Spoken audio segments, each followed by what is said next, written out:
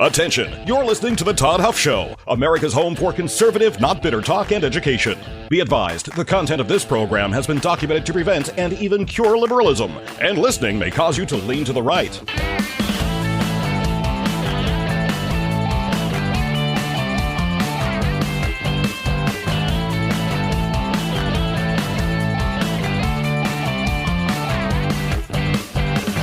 And now, coming to you from the Full Suite Wealth Studios, here's your conservative but not bitter host, Todd Huff.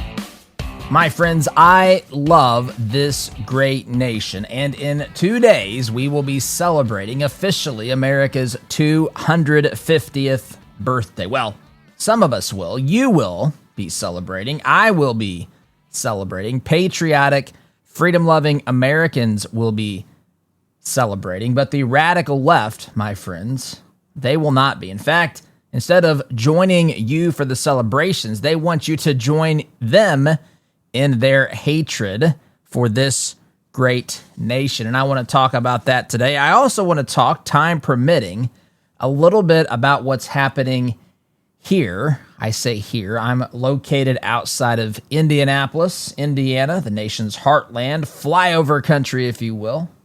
I want to talk about some incidents that happened a week ago at Gainbridge Fieldhouse here in Indianapolis, the Indiana Fever, the Phoenix Mercury.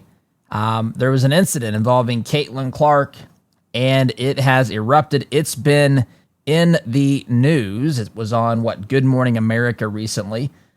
You know, we got invited to go to that game, but we could not go. I wish that I had been there now so that I could have witnessed. This was the infamous Sophie Cunningham pointing the incident where she was pointing at Alyssa Thomas in the WNBA. That's a meme now. So anyway, that's the direction I want to go here today, friends. I welcome you to the program. By the way, if you want to be part of what we're doing, get all of the background information. If you want to be part of the conversation, join our inner circle. It's totally free. You can do that by texting JOIN to 317-785-1030, 317-785-1030. You know, speaking about America's 50th birthday, it seems like a natural fit to think about patriotic companies, America First companies, that you can support and celebrate with and get a wonderful product in the process. My Pillow would be one of those companies. You can get pillows, you can get sheets, you can get towels, you can get slippers. Oz loves her My Pillow slippers. Friends, they have great products made right here in the good old US of A.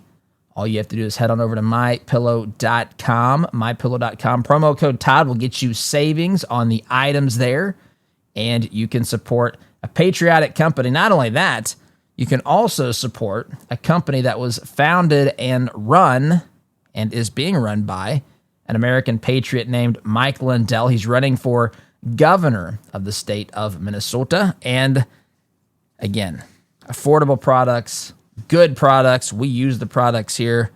Dog bed. I think I mentioned that. I know I mentioned that our 3 dogs have an oversized dog bed from mypillow.com as well, Echo, Tango, and Kilo. So mypillow.com, promo code Todd will get you savings on products there as well. All right, so let's get into this today. NewsBusters has put together a montage that I am going to play for you here in mere moments. So to set the stage here, I'm going to read the caption of this. It says, America's 250th birthday is around the corner, and everyone is ready to celebrate ... except the leftist media. These miserable losers, MRC NewsBusters writes, have always hated America. So, let me play this for you. It is a montage of sentiment of, I would say, hatred and disdain, malignment towards this great nation from people in the media. And I want you to listen. This is, again, it's interesting to me.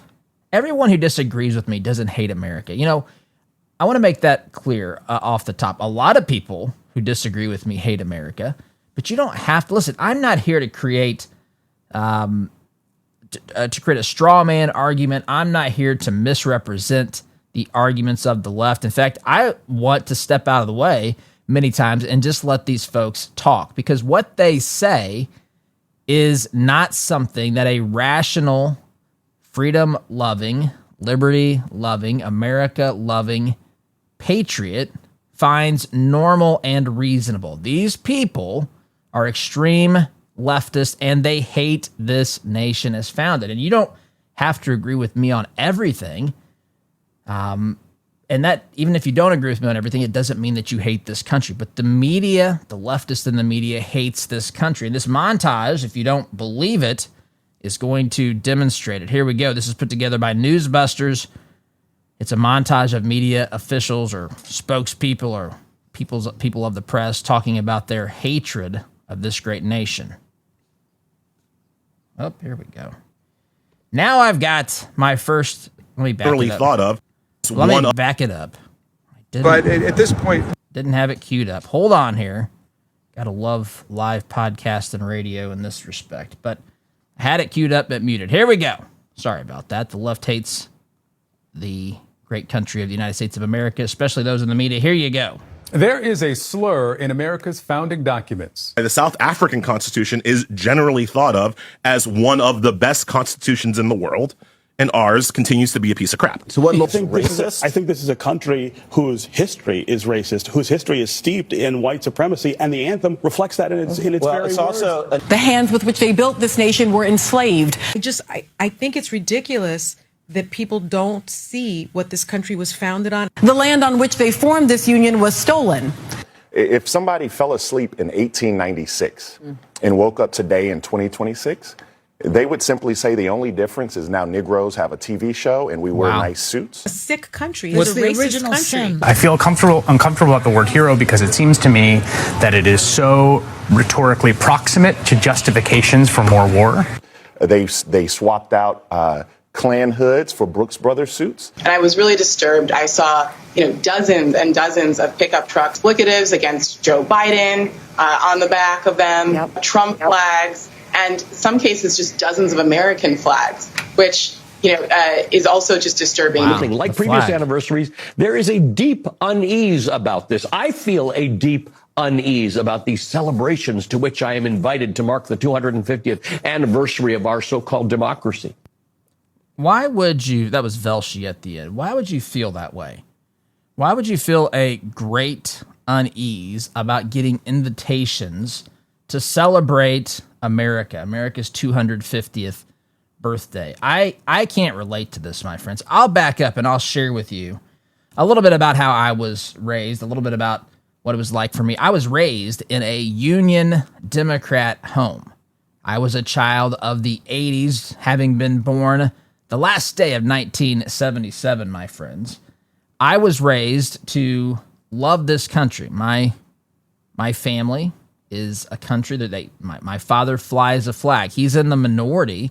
I don't know if my dad's still a Democrat or how he would politically align himself, but he was a very strong Union Democrat when I was a younger man. And I don't know what necessarily changed or how we got here. I mean, I do in general, but specifically, it is wild to me to look at how far we have come. I remember having attended a small town public school, Monrovia Senior High School. Monroe Gregg Schools is the name of the schools that I attended as a young man. And I remember distinctively in young elementary years, second grade, I remember going out. We used to take turns. I don't know who championed this. I don't know who did this, but we would go out and we would raise the flag in the morning, a couple kids from the class, and then in the afternoon, you would lower it and you would fold it up. Now, I don't know how long that went on. I know that we did that because I remember it. The flagpole was right outside the classroom, and it was between the school building and State Road 39. I remember this very clearly. I remember doing the Pledge of Allegiance. And listen, I know that there's all sorts of thoughts about these sorts of things today, but I'll tell you this. I grew up in a time when loving this country was the cool thing to do. this country is a great place, my friends. Now, listen, I've been through this extensively. I get annoyed. I talk about this, or I've had to say this disclaimer so many times that I just, it is annoying to me, to be quite honest. But it's important because you never know who's listening, who may not have been listening previously, who doesn't have the full context. So let me back up a little bit and do what we often do. Talk about what happened here in this great nation when our founders decided to sign that document 250 years ago. Our founders were colonists here in the United States of America. They were under British rule. They were oppressed by the King of England. And there's lots of examples. In fact, you can read the Declaration of Independence and you can see all of these grievances that the colonists listed against the British government. And they're inside the Declaration of Independence. And basically the story goes, we tried to work with you. We've tried to deal with this concept of taxation without representation. We've tried to deal with your oppressive behavior, the Stamp Act, the Tea Act, all of these things, my friends. We tried to deal with you and you refused to be reasonable. Instead of lifting the foot of tyranny, you placed it further. You pressed harder on the necks of the American colonists. And we will no longer stand by that. We will no longer stand by that. And so we are writing to inform you, basically, that we are no longer part of your country. And these men, these 56 men who signed the Declaration of Independence, effectively signed their death warrants. And at the end of that document, I love it. It is beautiful. We need a modern version of this if we want to save this great nation. But they said in that document, they said that we mutually pledge to one another our lives, our fortunes, and our sacred honor. That's what they said. They sent this off to the King of England, and of course, the Revolutionary War began. Now, when they debated in the days that followed, after we won the war and America was founded and we had our founding documents, we had the Articles of Confederation at first, which that part of our history is kind of glossed over. But eventually we had the Constitutional Convention, and we wrote this founding document to frame this nation and how it would work.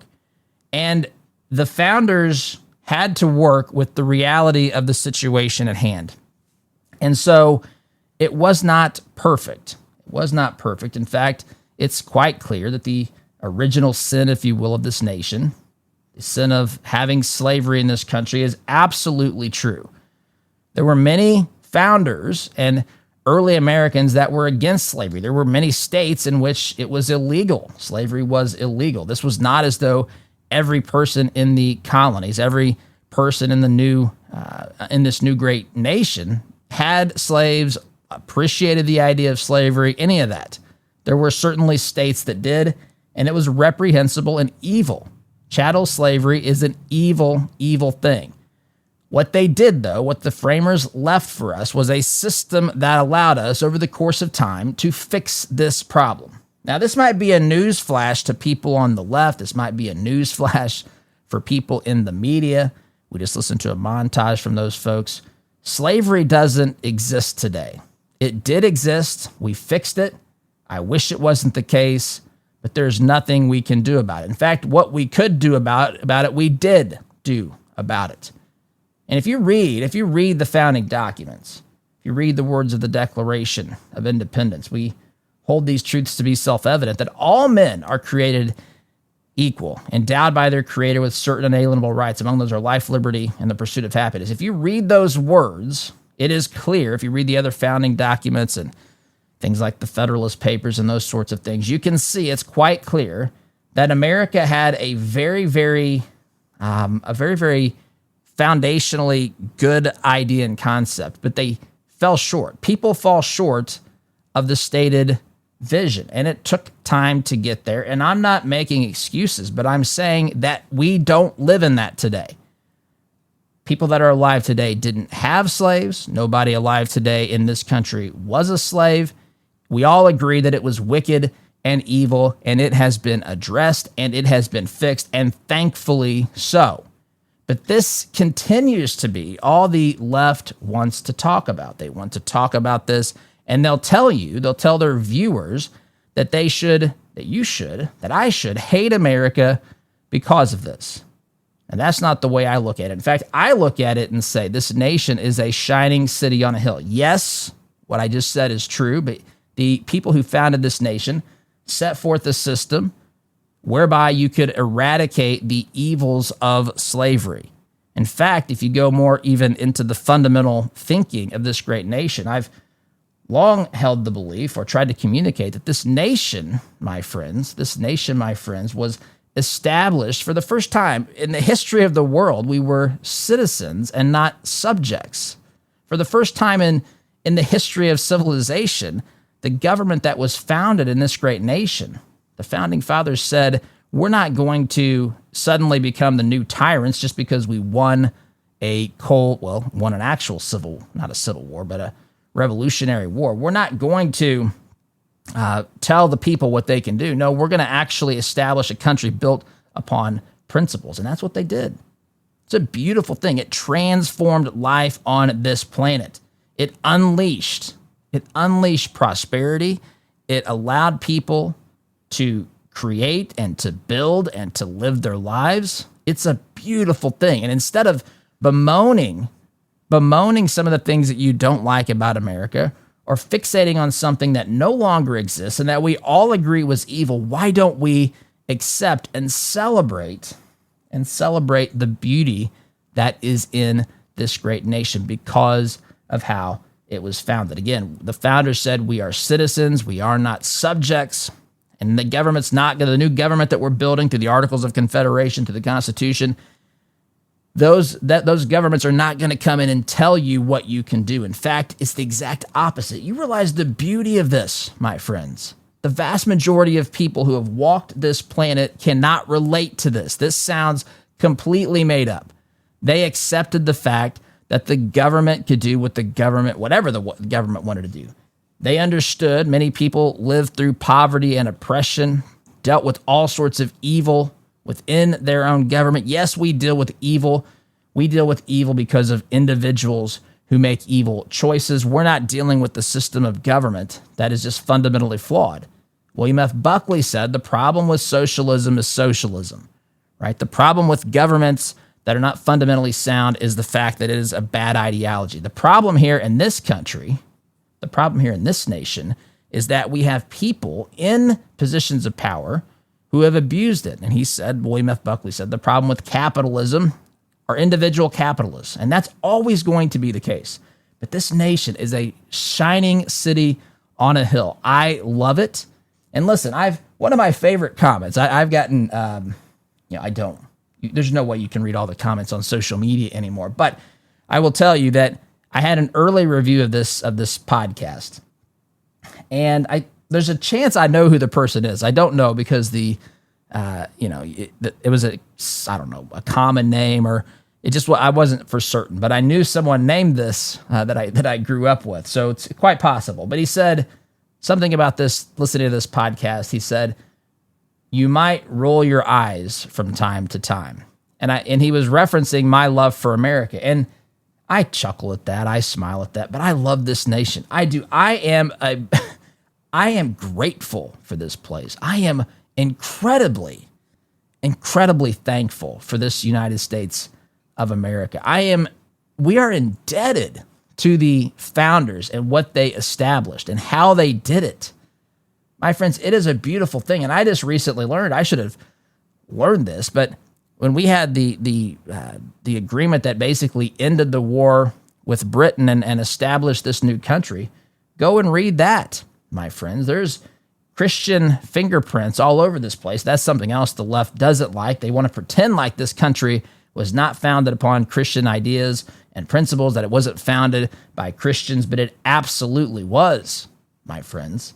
But you can look at some of those founding documents, this one in particular. I'm going to dig to find the actual text, but it references in the name of the Father, the Son, and the Holy Spirit. The Trinity, I think, is what it references specifically. But nonetheless, this nation was founded on some incredibly good principles. Again, that the government was not God, that we are created by God with certain liberties, that we are not subjected to the state. Yes, there have to be laws. I've explained this before. If you look at a continuum, a political continuum, I view it as if you're on the left end of the continuum, you believe in more government, more control, less liberty, less freedom. And as you go to the right end of the continuum, the complete right end is anarchy. Our founder said, look, anarchy's bad. We have to have some rules. We have to have law and order. We have to have a situation where people's rights can be protected, that there's justice for people who cause harm to people in society. And so on this continuum, the founder said we want as little government as possible to do what we need it to do. And if you read the founding documents, it says that we are basically giving our consent. We're giving our consent. We're telling the government, again, this was revolutionary, my friends. We're telling the government, this is what you can do. Throughout history, it was exactly the opposite. Throughout history, the government was telling the people, this is what you can do. We flipped that on its head. We said, you don't tell us what to do. God gives us rights, and that we are going to live those rights out as we see fit. Now, the laws are there so that we can, as I used to learn in college, I can't swing my arm, right? My freedom to swing my arm ends where your nose begins. That's a metaphor in case I've got some leftist tuned in here today that thinks I'm threatening to punch somebody in the face, but that's the metaphor here. My right to swing my arm ends where someone's nose begins. That's where the law begins to step in and take place. The job of the government is to secure the rights of its people, protect its people, create a system of law and order, and that system will thrive. And it has, and it's changed the face of this planet, and I love it, and I don't make any apologies for it.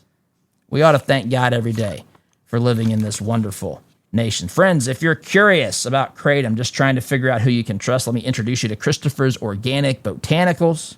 Family-run company. They offer natural, lab-tested Kratom, not that synthetic garbage that's given Kratom a bad name. Real Kratom is responsibly sourced. It's tested for purity. And that's what Christopher's is all about. They work directly with farmers in Indonesia, follow the same traditions that have been trusted for generations. No gimmicks, no shortcuts, just a clean, honest alternative for people looking for a more natural way to support their health. Start with their Kratom Starter Pack. It's a great way to begin. Coupon code ToddHuff saves you 10% on your first purchase. Christopher'sOrganicBotanicals.com. That's Christopher'sOrganicBotanicals.com. Truth, tradition, transparency. Time out for me, my friends. If you're watching on Facebook Live, we're doing some tests here. I'm going to stop this one and start a new one here in just a few moments. But I've got to take a break, my friends. Back in mere moments.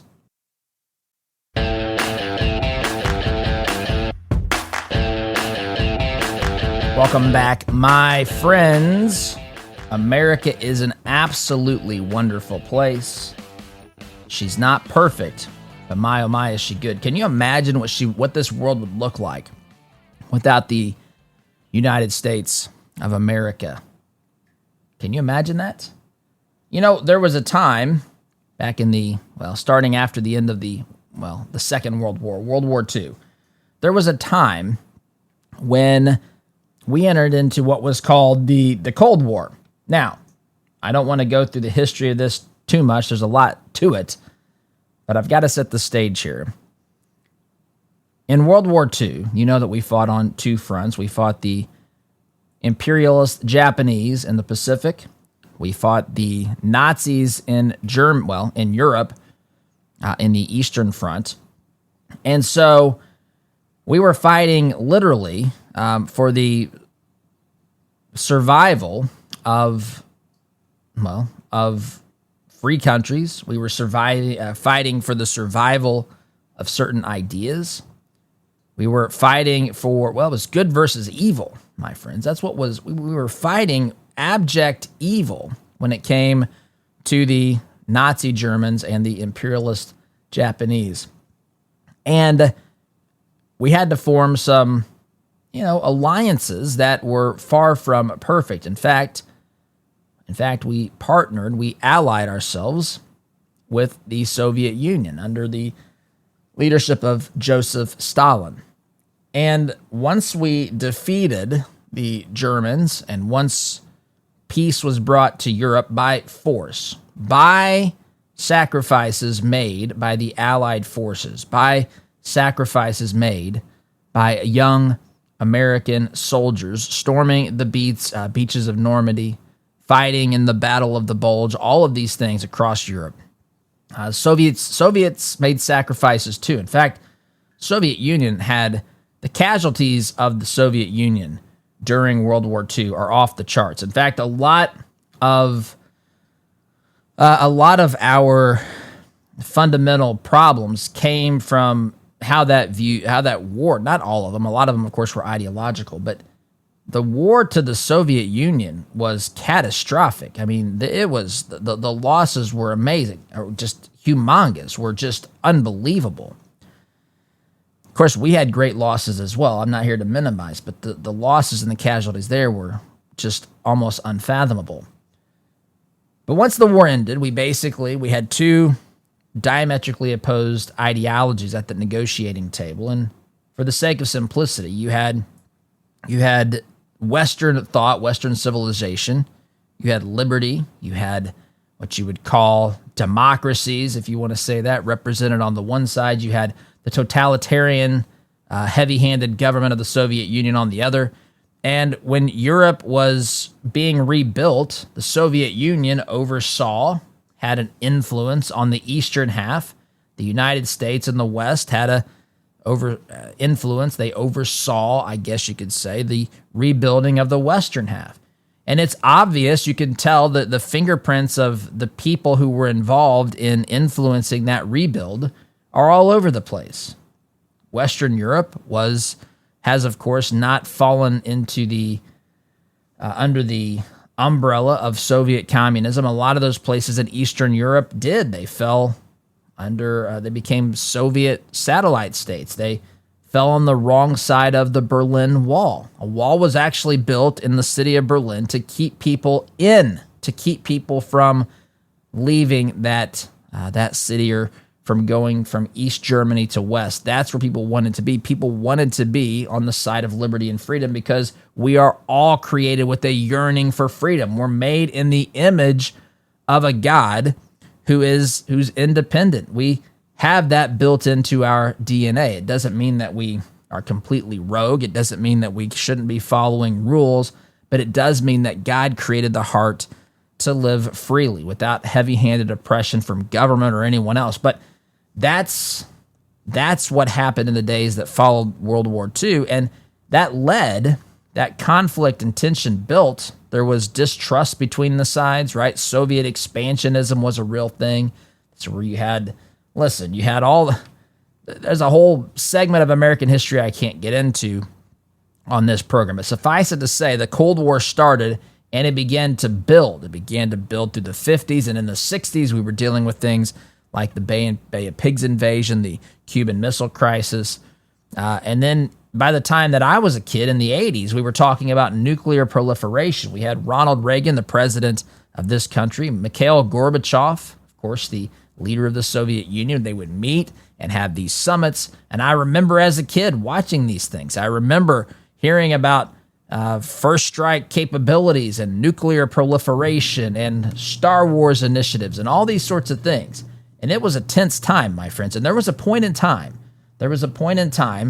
when it looked like the United States and the Soviet Union were potentially going to have this war between the great two superpowers here on planet Earth. Now, in the late 80s and early 90s, Soviet communism thankfully collapsed. It collapsed under its own weight. It's morally depraved. They can't spend money. They don't have an economy that's as strong as our economy and so forth. We outspent these folks. We defended ourselves with an arsenal. We had technology that they just simply couldn't keep up with. People, again, they tried to emulate in ways the Soviet Union did with perestroika was a thing in Russia, glasnost, and they tried to emulate some of the things that people liked about the West without becoming the West, and it didn't work, and it collapsed. But I find myself wondering sometimes, what would the world have looked like if the other alternative happened?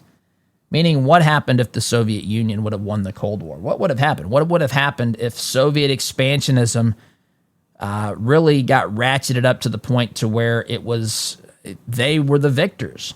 And my friends, if you can't see, for those who can't see how much more preferable it is for the United States to have won the Cold War, and for the Soviet Union to have fallen. We have people today who are literally getting elected to office by parroting the same sorts of things that people in the Soviet Union and communist countries were parroting. You have people who, if you go out and do a man-on-the-street interview today, and you read for them a Karl Marx quote from, the quote that says, "From each according to his ability, to each according to his needs," in the Communist Manifesto. If you read that to the average leftist student in college today, they will agree with that. They will nod along with that. They want to see the wealthy pay a penalty. They want the wealth of the wealthy to be redistributed amongst themselves. They say that capitalism is greedy, of course, the whole time telling me that what they want to do is take that wealth greedily from the capitalists and spread it among themselves and the common man and so forth. It's like if they get enough people to say, "Hey, we'll put you in, and you'll get some of the spoils and plunder as well. As long as you go along with this garbage," it becomes popular. People have no idea. People have no idea that socialism leads to communism. We've got people here in this country that are running as democratic socialists, which is candidly a laughable term. They try to make, again, as Sarah Palin would say, they try to put lipstick on the pig to try to present it, to make it look more palatable, make it look better, but it's the same old garbage. And thankfully they lost, the communists, the socialists, they lost in the Cold War. But what would have happened had America lost? I shiver to think about that. The world would be a much, much darker place today, my friends. It absolutely would. The Soviet Union had gulags. They had people that were killed for confessing and professing Jesus Christ. They had people that were tortured for disagreeing with their government. Go and read Fox's Book of Martyrs, or a book called Jesus Freaks, and you'll hear some of these stories of some of the oppression that happened in places like the Soviet Union. It's a bad, bad thing. The world will be a much, much darker place. America is a shining city on a hill. She is not perfect, but she is good, and I am thankful for her. And that is why I will happily celebrate her 250th birthday coming here in just a couple of days. All right, getting to the end of this segment. Conservatives, it is time to take a stand with your wallet. That's why we created Freedom Marketplace. It's a free directory of businesses that share your values. They refuse to support leftist candidates, leftist causes. The directory has no login requirements. You can certainly create one, but that's not the point of this. There's no gimmicks. It's just a simple way to connect with businesses that love America as much as you do. If you're tired of funding the woke agenda, head on over to freedommarketplace.net. That's freedommarketplace.net. It's free, it's easy, and if I dare say so, my friends, it is the patriotic thing to do. Liberty and business for all at freedommarketplace.net. I got to take a time out, my friends. You're listening here to the home of conservative, not bitter talk, a place where America is loved and will be celebrated. I appreciate you tuning in. Quick time out if you're watching on Facebook Live. I've got to stop this feed, and we'll do our final segment in a different stream here. But a quick time out on my end. Back in just a minute.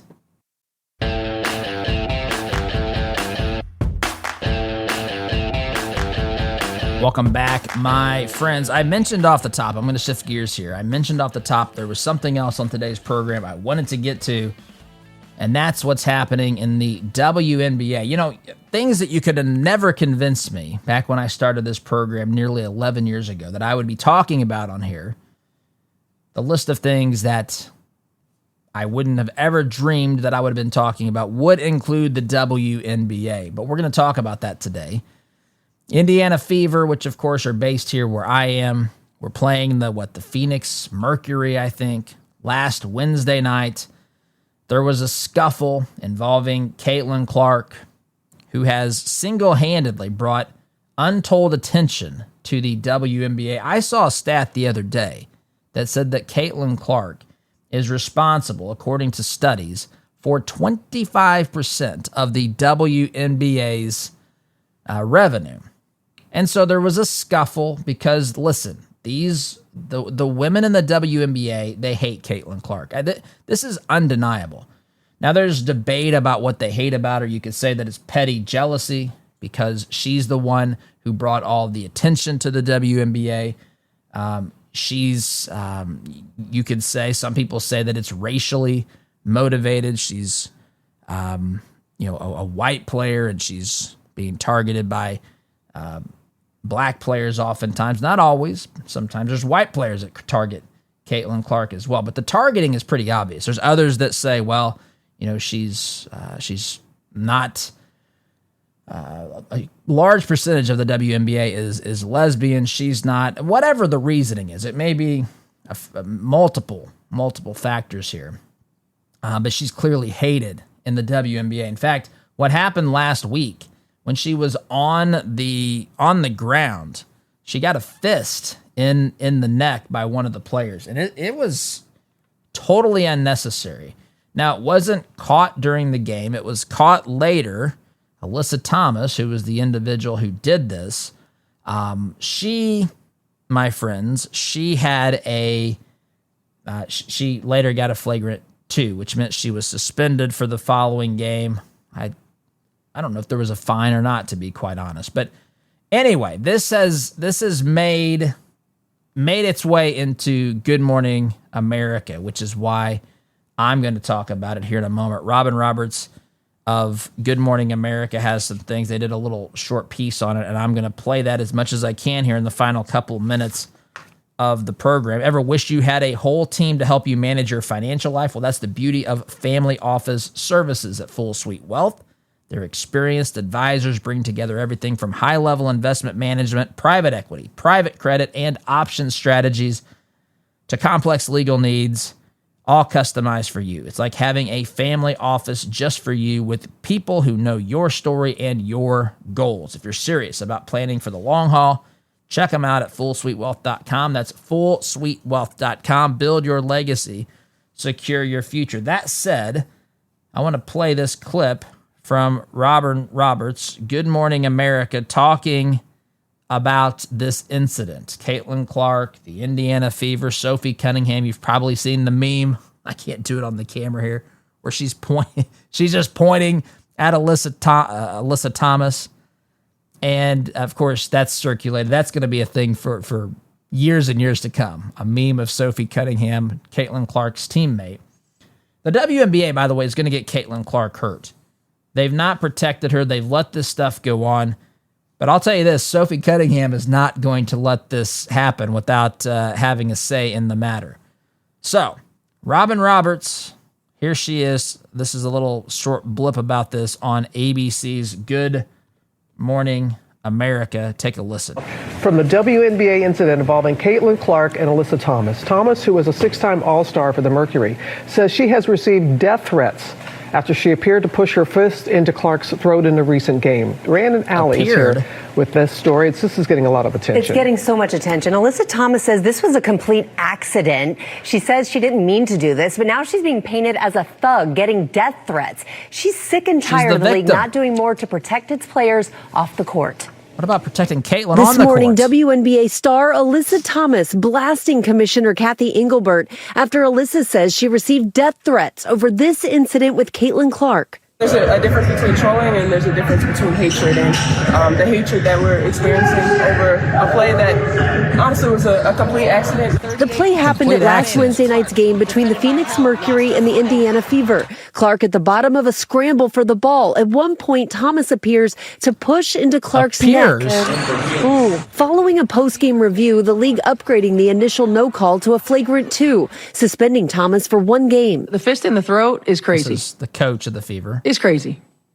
It's dangerous. Thomas says in the wake of the game, she and her family have been threatened and she's been called racial slurs, criticizing WNBA Commissioner Kathy Engelbert for not doing enough to protect players. Now the fallout. Okay, so she's now the victim. Listen, I'm not here. If people are making racial slurs. Obviously, I don't condone that. I condemn that. But to act like she's the victim here, listen, you can't see the video. If you've not seen it, or you can see it, you just can't see it right now. I can't show you. But to pretend that Alyssa Thomas is the victim here is a wild, wild ride. Appears to show her putting her fist. Yes, she did put her fist. You can see it. That's why she got a flagrant 2 called after this video was released. It's unbelievable what's happened. And friends, I'll say this. There's a lot of hatred out there. I can go read some of the Facebook posts and the comments that I get. I ignore them. But this is, again, she's claiming to be the victim here. And those things are terrible if they're happening. I condemn those completely. But the victim, my friends, is Caitlin Clark, and they've got to stop this. I got to run. SDG.